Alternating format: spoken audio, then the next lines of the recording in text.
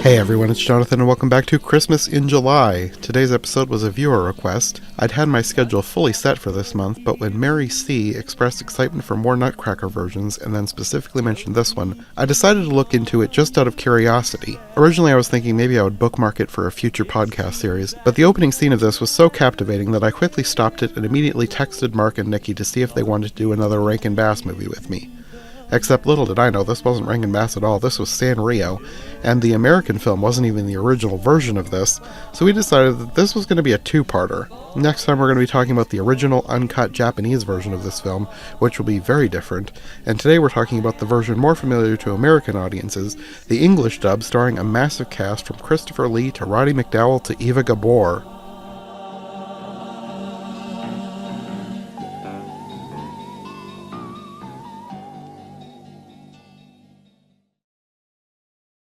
Hey Trev, you wanted to say something? Yes, John, I have shown you some very strange stuff in the course of, the times that we've done stuff. Like, no, I didn't think there was anything stranger than ice cream bunnies. This was really freaking weird, man. I mean, that's kind of par for the course with the Nutcracker, but this one was odd. First, I was like, when I'm watching this, I'm like, I don't know a lot about Rankin Bass, and I'm like, wow, this is really dark and violent for a Rankin Bass production. And then I realized, oh wait, this is a Rankin Bass production. Yeah, I went in thinking it was Rankin Bass, and it wasn't. It's Sanrio. But a lot of the Yeah, animators were ones who worked on Rankin Bass. Rankin Bass outsourced like all of their animation, mostly to different Asian studios, especially Japan. So this feels like a Rankin Bass movie, but it is not. yeah, it checks all the boxes of a Rankin Bass movie in terms of aesthetic looks. And It certainly sound. does rank. Not, I apologize. That's not very nice. It's not, it's, Hey, if you're going to be not very nice, this is the yeah. podcast to do it on. Yeah.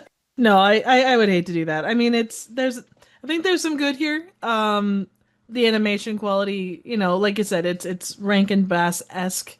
Certainly, the fact that they took it in the direction of stop motion, even when that kind of stop motion was kind of in vogue, it still takes a level of effort that a lot of other stuff, wouldn't. So certainly kudos on the production side. Yeah, I think this was Sanrio's very first stop motion anything. So they did a great job for their first thing. It probably helped that a lot of the animators cut their teeth on Rankin Bass. Yeah, overall, I did like it. Like I can't say I didn't enjoy it, but like I mentioned before on I forget what podcast it was, but Jonathan, we were talking about Nutcracker, and I was saying how I'm very unfamiliar with the story of the Nutcracker. So the only version of it that I've seen was the Nutcracker in the Four Realms, which I liked a lot, Oh, which I know people didn't. But I think maybe not knowing what the story is supposed to be probably helps because I can't really compare to what the story actually is. But so from what I saw, I was like, well, this is fun. I don't yeah. know if this is true or not, but this is fun. So this is my second what do you call it, exposure to the Nutcracker. So again, I also can't say if this is what the story's supposed to be like or not. But I mean, it was. I didn't dislike it. I'll just say that it was interesting. It definitely is there is a definite Japanese vibe to this across the board. Yeah. Which going in, I did not realize that this was definitely a Japanese movie. And we watched the Like, English dub. yes, Yep. we're going to be splitting this into two parts. We're going to watch the Japanese version and record a separate episode on that because I only discovered last night that like I think I knew that there was a Japanese dub, but I just assumed it was a Japanese dub. I didn't realize that this was an English dub of a Japanese movie. And I did not realize that this is like the Japanese version is much longer, like at least 10 Uh, minutes longer. Wow. So there's a lot missing from this movie. Especially in stop motion film, 10 minutes is a long time. Yeah, Yeah. that's for sure. And I don't know if you guys watched any of the link I sent you last night, but I started watching the Japanese version. Like the at the beginning it was like very much the same, but it felt like a completely different movie. Like the what you're seeing on screen was the same, but the sound completely different. It felt so much darker and more eerie, and I was like, I love this so much. I feel like we've got to talk about this. So that's why we're splitting this into two, and we're gonna watch it and come back. But like the Japanese one is gonna be a totally different movie than this one. Good to know. Honestly, I think I know that it's a kids movie and you do have to take that into account. And they were probably trying to get it to feature length, but that the editor in me was just sitting there like, oh my God, there's so much stuff you could cut out and nothing would be lost. Ugh, like there's a solid 45-minute piece in here someplace. Probably. I mean, no disrespect, but it's just like, oh my God. I wonder also, like, I didn't watch much of the Japanese version. I wonder if it's going to be even more of that. Probably. Because I watched a video about the Japanese version last night, and it looks like there's some bizarre stuff in there that I feel like the American version is like, they saw that and was like, that has nothing to do with the movie. That's got to go. Like, apparently there's a Hello Kitty cameo.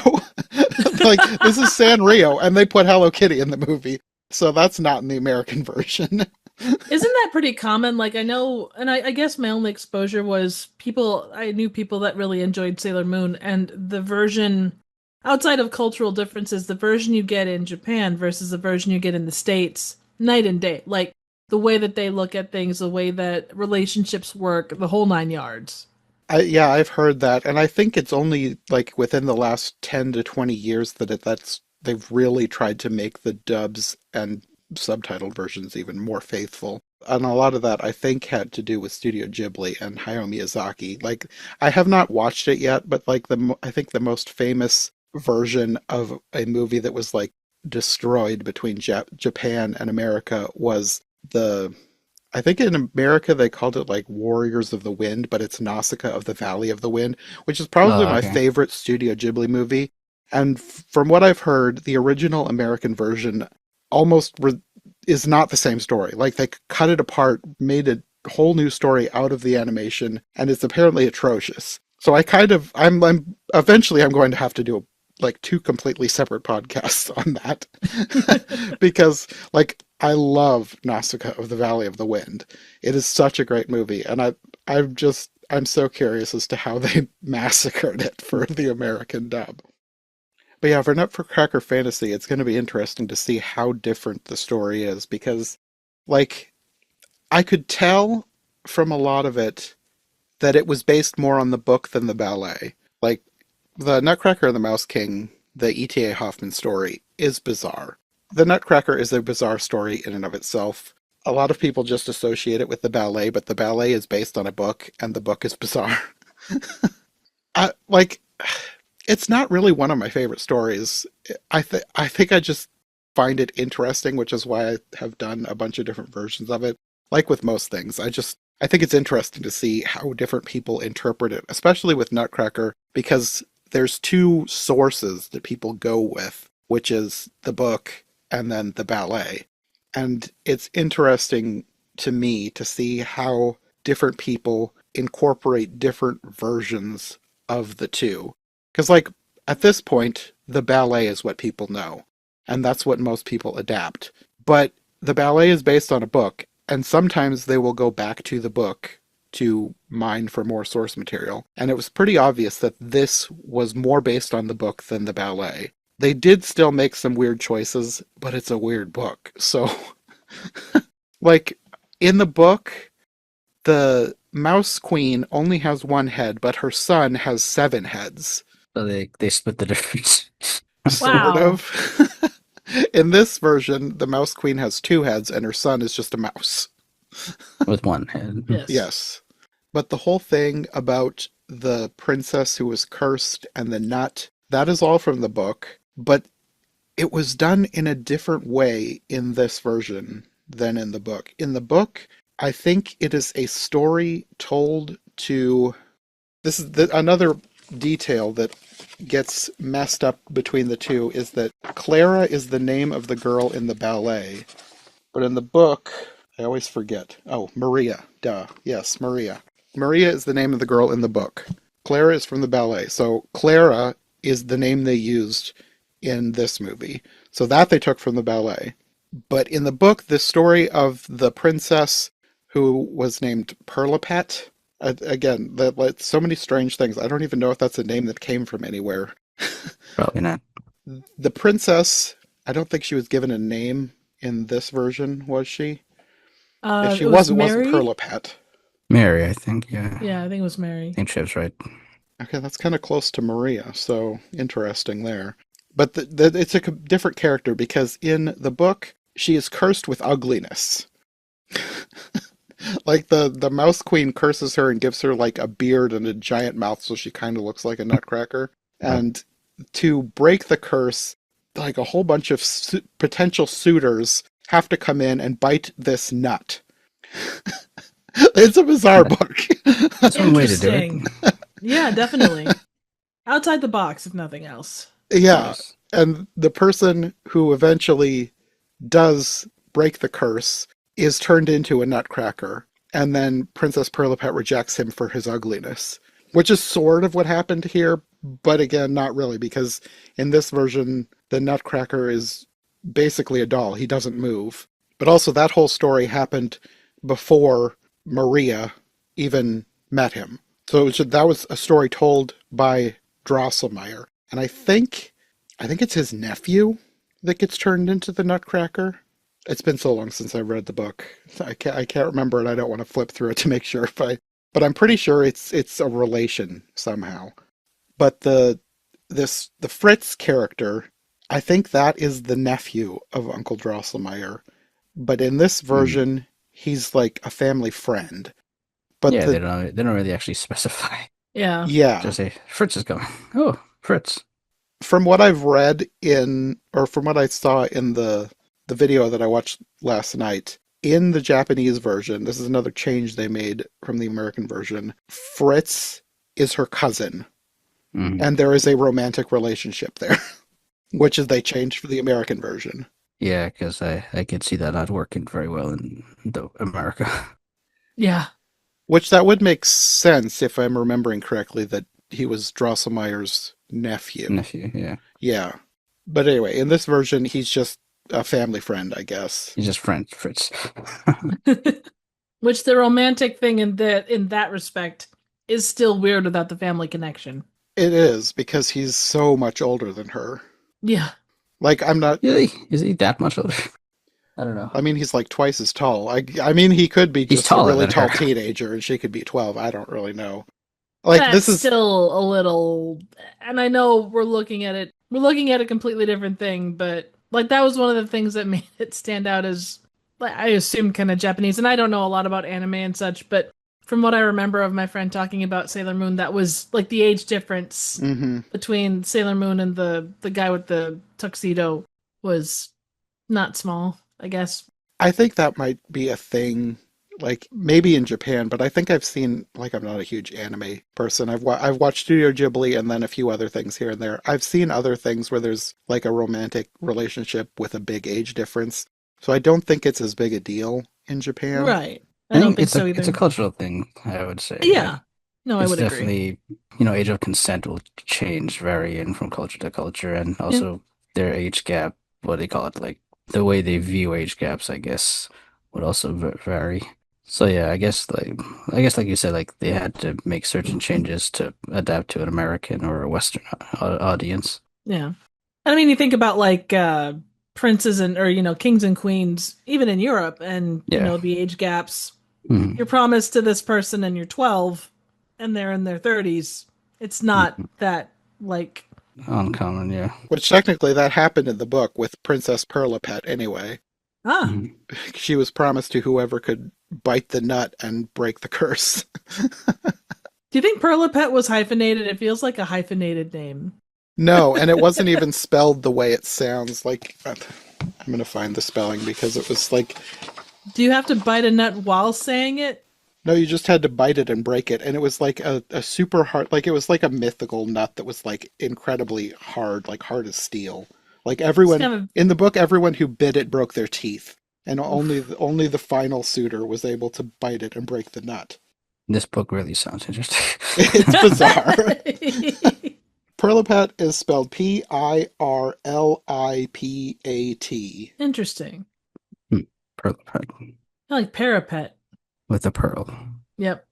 It's interesting, though, they had a pearl sword to break the nut. So it's a similar sounding word, even though spelled completely different. I don't know if that was intentional or not. Well, those folks are cheeky. Other than the random plot points, I think the thing that surprised me the most about this movie was the cast. Like, it was kind of a stacked cast, Yeah.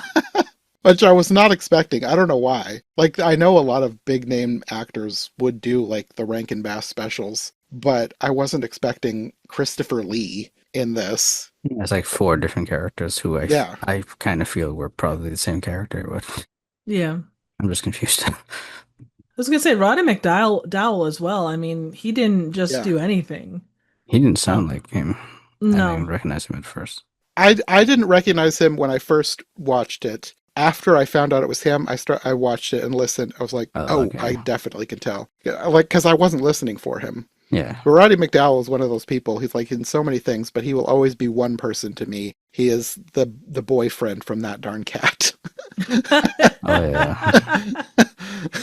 I forgot he was in that. I will never forget. Like, that's who he is to me. He's Mhm. the insufferable boyfriend. I think what I think of him first as is the random vicar or priest in Bed Knobs and Broomsticks. Oh, Even though he barely has a role, but that's kind of what I think of him first. I forgot he was in that. So yeah, Yeah.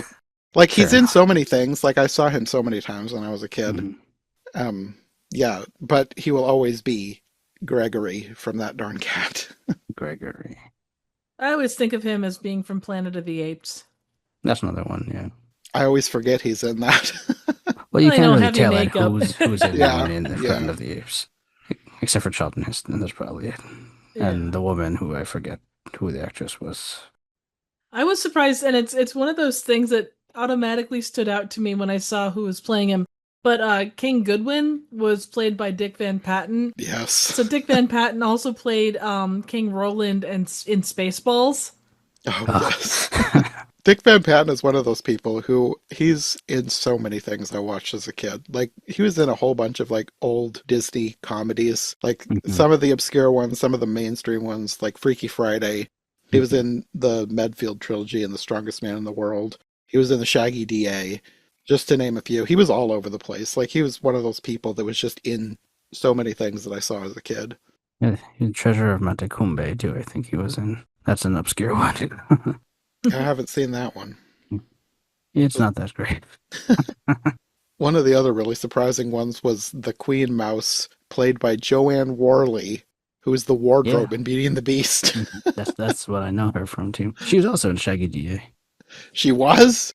Yeah, she was Oh, one of the wow. bakery ladies. I need to watch that again. I haven't seen that Mhm. one since I was a teenager, but I like that one a lot. And the one I was trying to guess the whole time was who was the narrator. And then after I finished the movie, I looked at it. I saw it was Michelle Lee. which I didn't recognize her name, but then I looked her up and I saw that she was one of the main characters in The Love Bug. Yeah, Which she was the main the actress. Herbie movies were more old Disney movies that I watched so many times as a kid. All 4. The really bad Goes Bananas. Gosh, do I hate that one. Michelle Lee was also in How to Succeed in Business Without Really Trying. She was the main actress in that too. I've heard the title, but I don't know what that one is. Yeah, it's a musical, and they made a movie about it in the 70s, and she played the main actress. Pretty much about a guy who's trying to find the easy way to climb up the corporate ladder. Oh yeah, I remember watching that at some point. Yeah.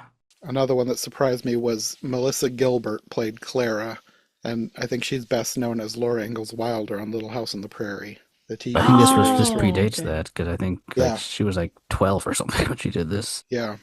This was like pre-fame.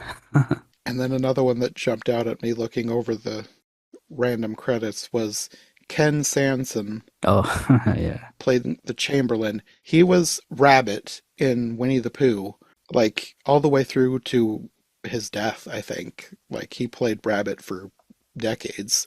But I had forgot. I was racking my brain trying to think, like, I feel like I talked about him within the last year or so. So I scrolled all the way down to the end of his IMDb page, and he was the narrator of Tales of Washington Irving, which I covered on every version ever for Oh, my interesting. Washington Irving series. It's like I knew I talked about him at some point. He wasn't Rabbit in The Many Adventures of Winnie the Pooh. That was Junius Matthews at the time, but so I think after that is when he kind of took over. So it probably would have been with the TV show, I want to say. Might have been the first thing. I don't know what I think Winnie his the Pooh first stuff they thing, had after that. I think on his IMDb page, the first one that I saw was A Day for Eeyore in Oh, the okay, 80s. because that was made after, yeah. So Yeah, around the 80s, yeah. But yeah, he's probably the voice I remember most as Rabbit as well. probably, because I grew up with the Many Adventures of Winnie the Pooh TV series. And another one that I don't know that it necessarily was like a surprise because I have no idea who this person is, but someone who did a bunch of the extra voices and also the voice of the son, the mouse prince, I guess, Jack Angel. He was an extremely prolific voice actor, but Yeah, always in like bit parts. Like I scrolled through his IMDb page and it just went on forever. And nothing jumped out at me as like he was like the main character in something. He was always like additional voices or some side character. yeah, he was like Except, voice actor. yeah, but he played Teddy in AI Artificial Intelligence, which I Oh love that wow. movie. I never saw it.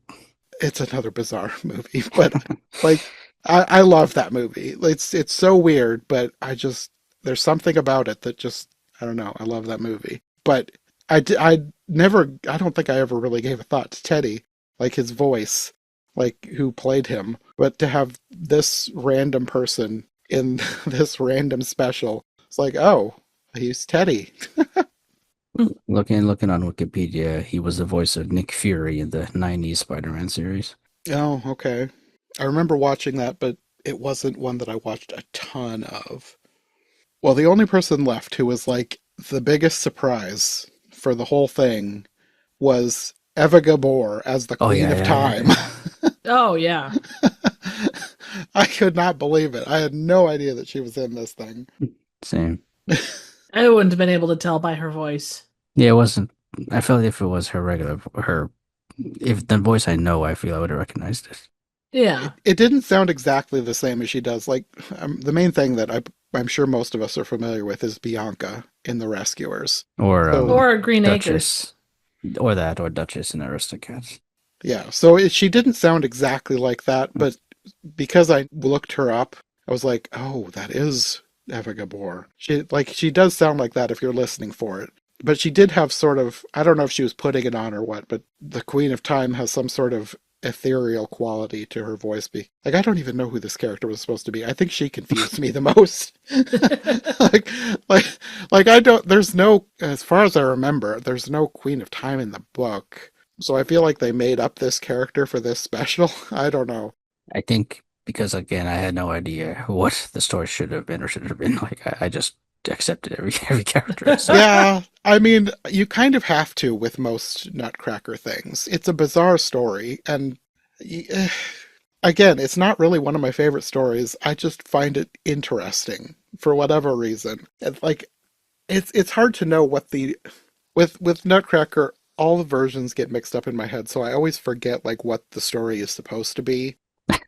So things like the Fair. Queen of Time stand out because I have never seen a Queen of Time in any Mm. version that I've seen. Not that I've seen every version, because I've only done one series of versions of the Nutcracker so far. But of all the ones that I've seen, I've never seen a Queen of Time. So I think this character is not from the book. I think they made her up, and I don't fully understand the point of her character, other than to be the person who says this is what you need to do. I think the most bizarre thing about this movie, I mean, the whole thing is bizarre, but in hindsight, looking back at the movie, what is up with the rag man? that was my first question because like in the Yeah. beginning they bring him up as this like evil child catcher, weird guy, and I thought, okay, he's gonna be the villain. We're gonna catch him, and then we kind of forget about him throughout the movie. They never bring him up again after. I'm just so confused who or what he's supposed to do or be. Like Yeah, literally the only thing that we get that corresponds back to him is the fact that like he turns people into mice. So maybe the mice are being added to the Queen's army. And maybe. like, is the uncle the Greg man? I don't know. Well, that's what I was He thinking, looked but like it. Yeah, but then they did the scene where like he was mistaken for the Ragman, and so it's like, did they only make them look the same so that he could briefly be mistaken for the Ragman? I don't know. I This was is a just double twist, confused by this character. double bluff. Yeah, no doubt. And it might have just been a way to save money too by using the same puppet. Oh yeah, Maybe? that's true. I don't know. Maybe the Japanese version has more It very well moral there. may. Yeah. Yeah, it'll be interesting to see just how big the differences are with the Japanese version. But the scene where he turns a child into a mouse, I liked that scene just because it was so weird. Because like that scene was like the reason why I was like, we need to do this. Because like I was not planning on doing versions of the Nutcracker at this time. Like I'm in the middle of a whole other series.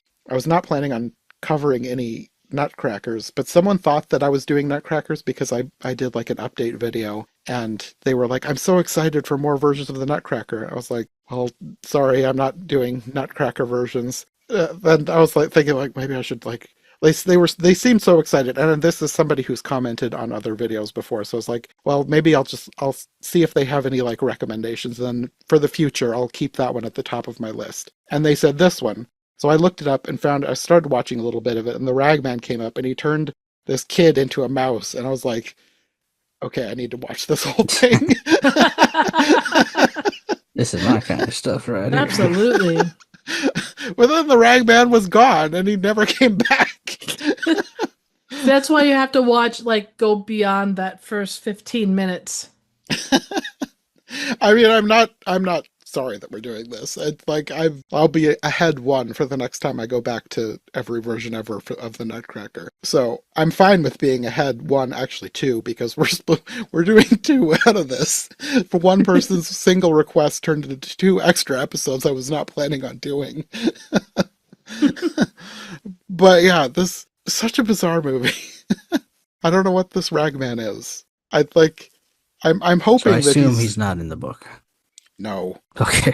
Not that I remember. I feel like I would remember a creepy old man sneaking into people's houses, turning them into mice. I mean, I know that there's horror movies that have characters called the Ragman or things that are similar, but I'm not aware of anything offhandedly as far as mythology that involves the Ragman specifically. Do they turn kids into mice in these horror movies? No, no, they just Okay. they just kind of outrightly out them or off them or Oh, I take them see. into the darkness and, They don't bother with. They just go straight to it. yeah, I mean they don't screw around, because They don't deal you with got to that. take care of the Life kid, short. you got to make sure that they're, they have food and a place to sleep, a couple of toys, it's a whole other thing. I see. It's a whole bucket of fish. It is, yeah, if you don't have time for that, if you're busy kidnapping kids, you don't have time to like make sure they have their favorite toy.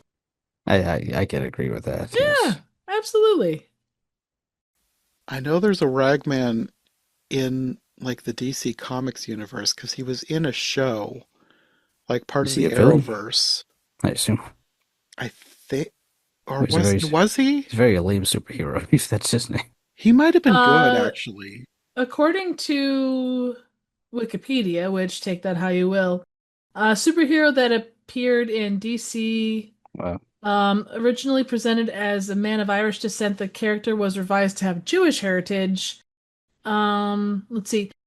He wears a suit of souls and repeatedly drew him into conflicts with mystical threats and grants him the power of skills of the souls collected.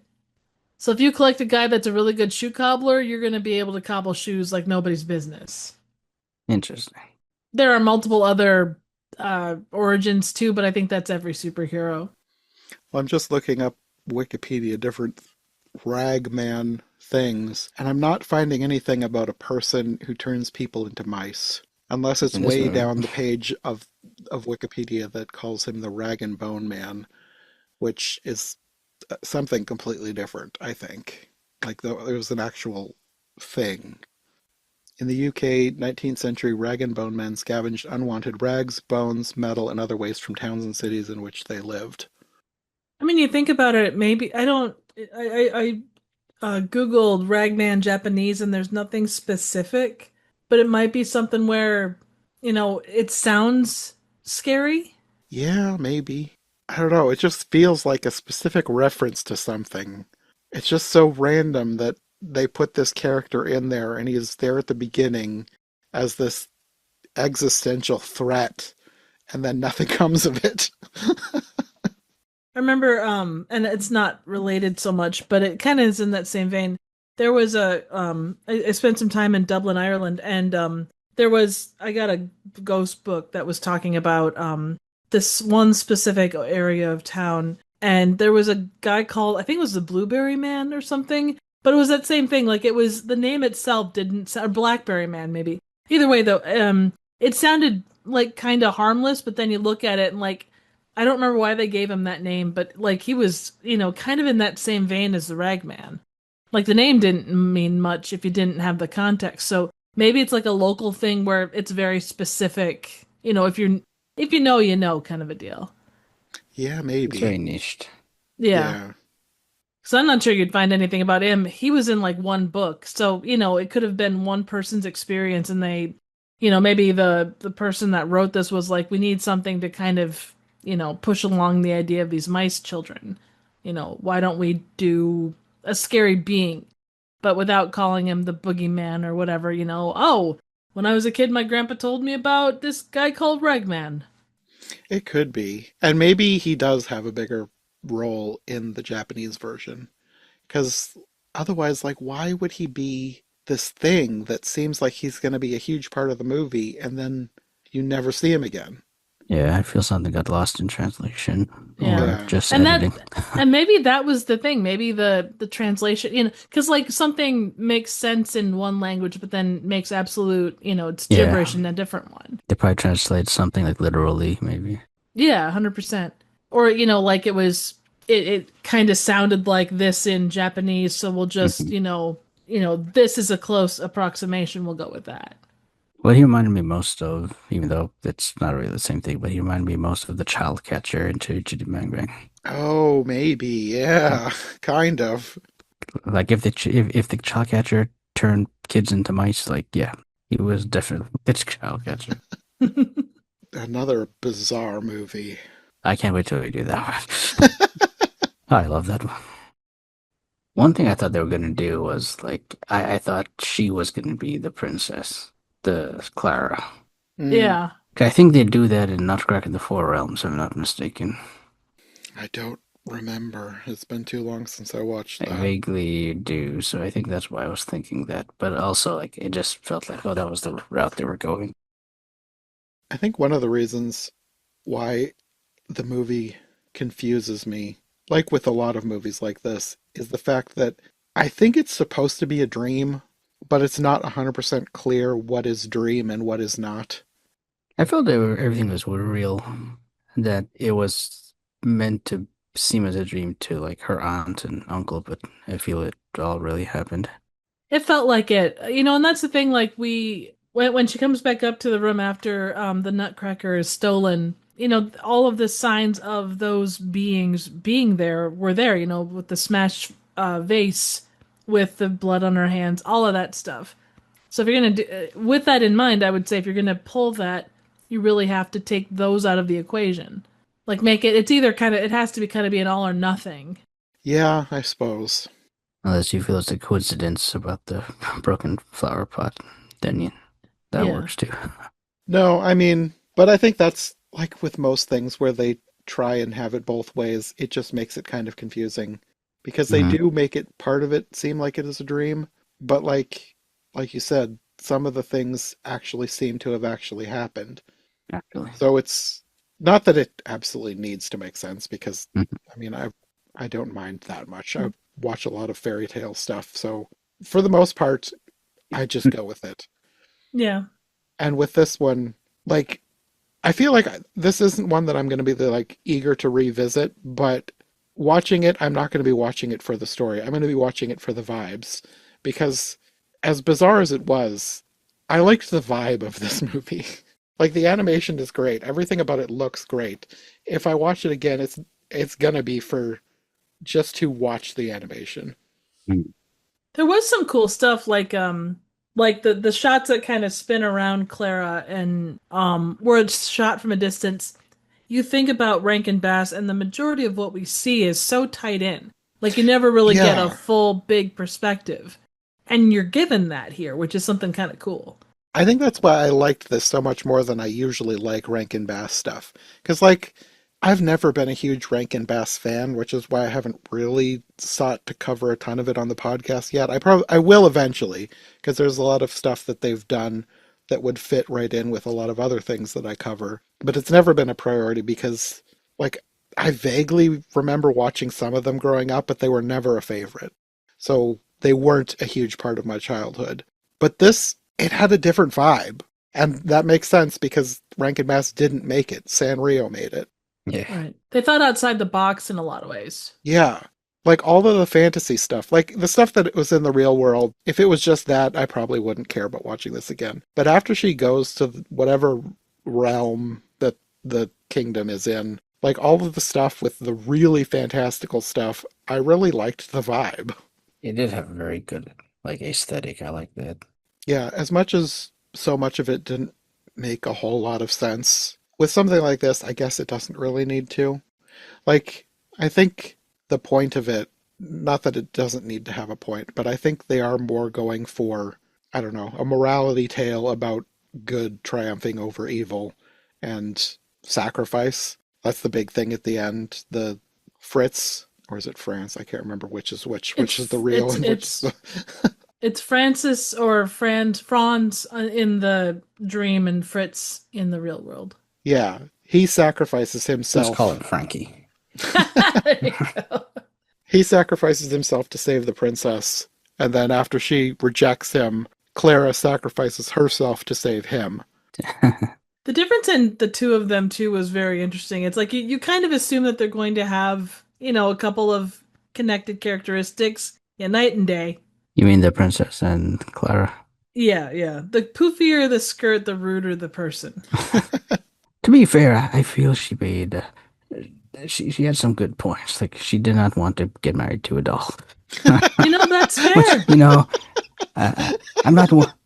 It's not. I'm not wondering. I'm just saying. Just No, I think that's she has that is a very fair point. It's like that question they asked, like, "Would you love me if I was a worm?" And she said, "No, I would not love you if you were a doll. I like my human beings. Thank you very much." Yes, I have a type, and you're not it. Yes.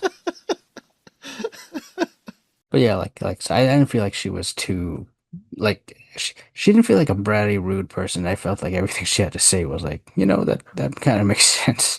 Yeah. I didn't get like mean girl vibes out of her. That's just me. No, I think you make a very good point. I think just the idea of, oh well, he was a good person and you couldn't love him, or whatever. But, Mm-hmm.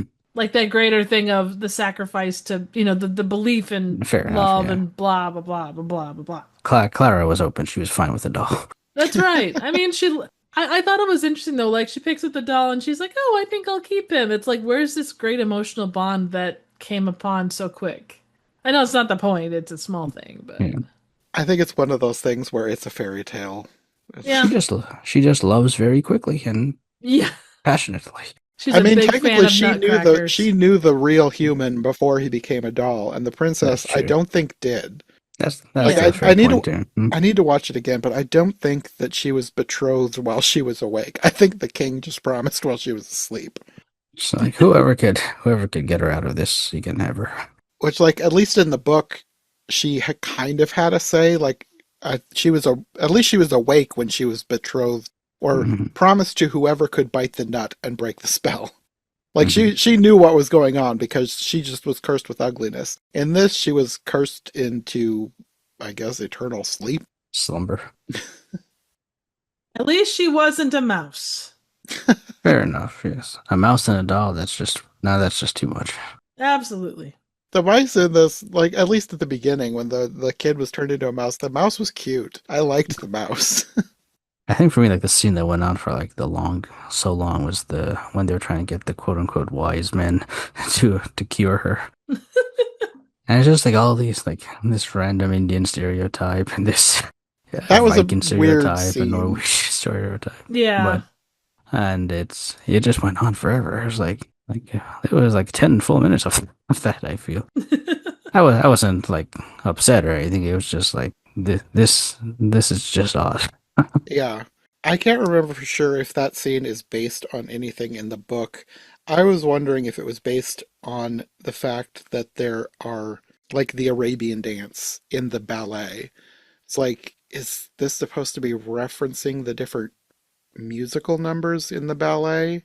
Because I don't remember, Yeah. I don't think there's, I mean, I could be wrong. It's been too long since I've read the book, but I don't think that there's a bunch of, like, foreign lands referenced in the same way in the book as it is in the ballet. I know there's, like, the Candyland in the book, but I don't remember something like. The part I liked the best was with the poet one who was like, "Roses are red, violets are purple, something you're so sweet like maple syrup." When that happened, I was like, I feel like I've heard that line before, but I don't Oh, know I where I mean, would have heard that line before because I've never seen this movie. But that maybe that's what line you felt think. like something I'd seen before. Maybe you did see this as a child and you just blocked it out. Yeah, exactly. The ragman got to you. I guess it's not outside the realm of possibility because we did borrow a lot of random stuff from the library. So maybe at some point I did, but I don't remember anything other than the line about maple syrup. That was like, I feel like I remember that from something. I'm flipping through the book because I just had a thought. I'm trying to remember who were the other potential suitors that were trying to bite the nut. I wonder if they were from foreign lands and if that was maybe what they were going for with. Because, like, as much as they made up their own stuff with this, like, there were seeds throughout that I could tell were based on the book.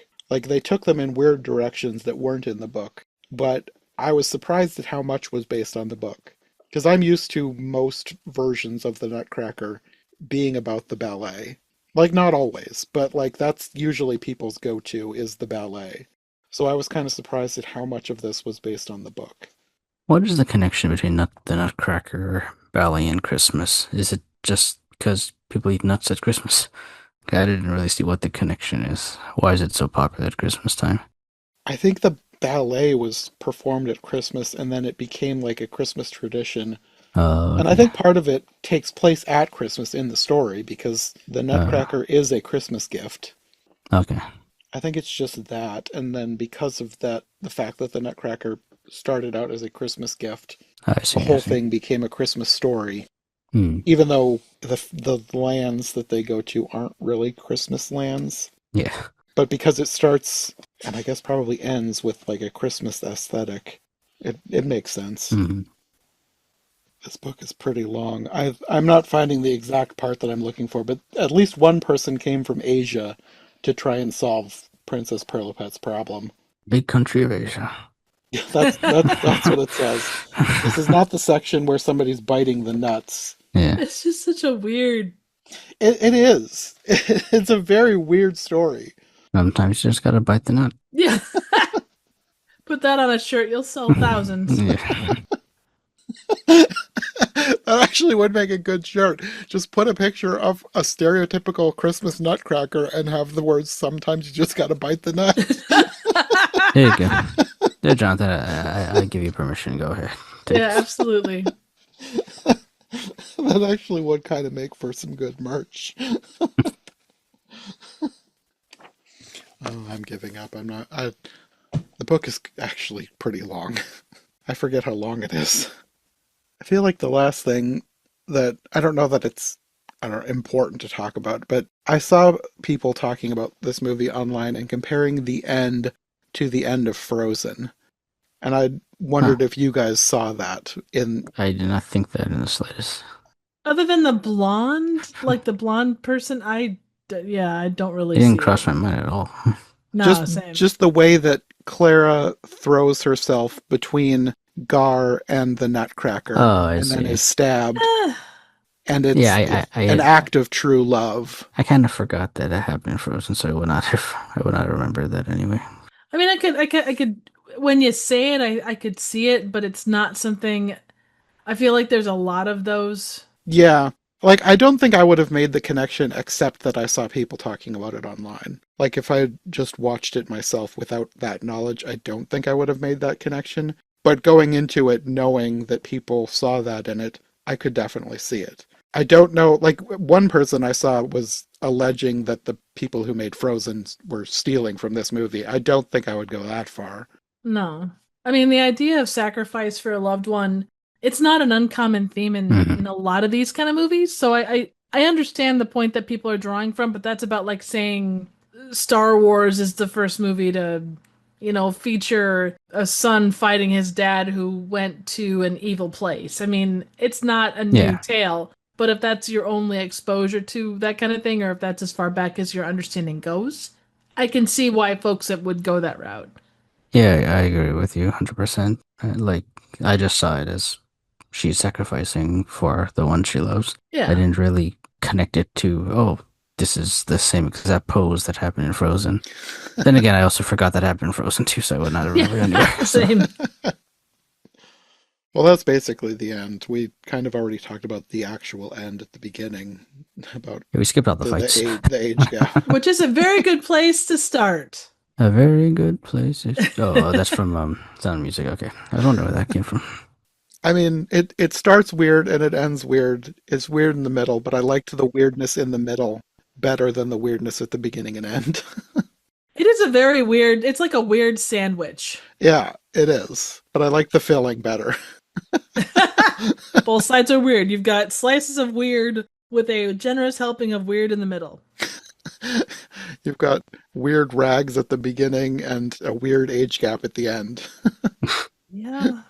But again, I think the way that they did like the visuals and Yeah. the production behind it, fantastic, like absolutely fantastic. Yeah, this isn't going to be one that's going to be like on my regular rotation, but it was better than I thought it was going to be. Because like I said, going into it, I thought it was Rankin Bass, and I'm not a huge Rankin Bass fan. But then the beginning kind of blew me away with how strange in a good way it was, even though that part kind of went nowhere.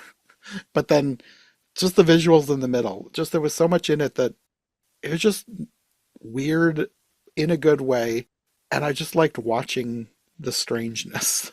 Yeah, it was an interesting movie to look at, if nothing else. Yeah, like I said, I can't say I didn't enjoy it. Like it did keep me interested in watching it. And again, like I said, I don't have nothing to compare it to with how the story is supposed to go. Yeah, well, the story is weird. And like I said, just all the versions that I've seen, they all kind of run together in my head. So every version is weird. Every version ever? Yeah. Hey, she did the thing. I did do the thing. Well, we're going to do every version ever of this movie because there's another version and we're going to do that. And then you'll find like there's actually a Norwegian dub as well. Yep. You'll have to watch that one. No, And I I'll mean, keep going and going and going. I'm not opposed to doing something like that, but I feel like this is like I don't always do that, but I feel like this is an outlier because the Japanese version is so much longer than the American version. I feel like And this is the original version too, the Japanese one. yeah, and like with a lot of ones that I've done, like if there's differences in like a different dub, it's kind of an interesting side note for one podcast. But I don't know, the fact that this is it's going to be 10 minutes longer, and the beginning, just watching the first few minutes with the Ragman, it felt like a completely different movie. So I'm like, this feels like it's going to be a conversation all on its own. So it feels worth it to dedicate a whole extra episode to it. Fair enough. So we will be back soon to talk about the Japanese version of the Nutcracker Fantasy. But until then, do you guys want to let people know where they can find you if they would like more from you? Mark? Yeah, thanks for having me on. You can find me at my blogs, The Animation Commendation at theanimationcommendation.com. I do animated film reviews, sometimes some news, and I host my Who Wants to Be a Millionaire Animation Edition game show there. Jonathan's been a contestant a few times. You can check me out there. And I have my other blog, My Live Action Disney Project at myliveactiondisneyproject.com, where I'm trying to watch and review every single live action Disney theatrically released Disney film ever made. Because of work being busy the past few months, haven't updated that as often as as I would like, but, keep checking it. I'll try to update when I can. Thanks. You can find me at Trivial Theater on YouTube. I do a wide array of random, obscure, and straight up bad movies.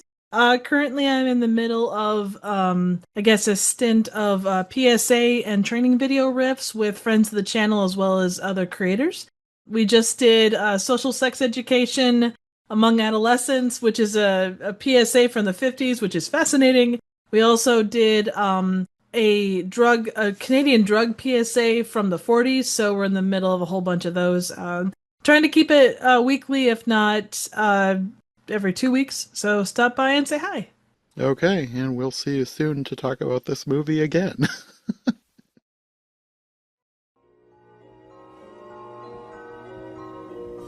Thanks for listening to Every Version Ever. If you enjoyed this episode, make sure to subscribe and follow my co-hosts as well. All of our links will be in the description below. If you'd like more podcasts like this one, all of our shows are available on YouTube as well as most podcast platforms. If you'd like to support this show, check out Johncast Media on Patreon for everything here, plus bonus and extended episodes you won't find anywhere else. We'll be back soon with another brand new episode, so thanks for listening, and we'll see you next time.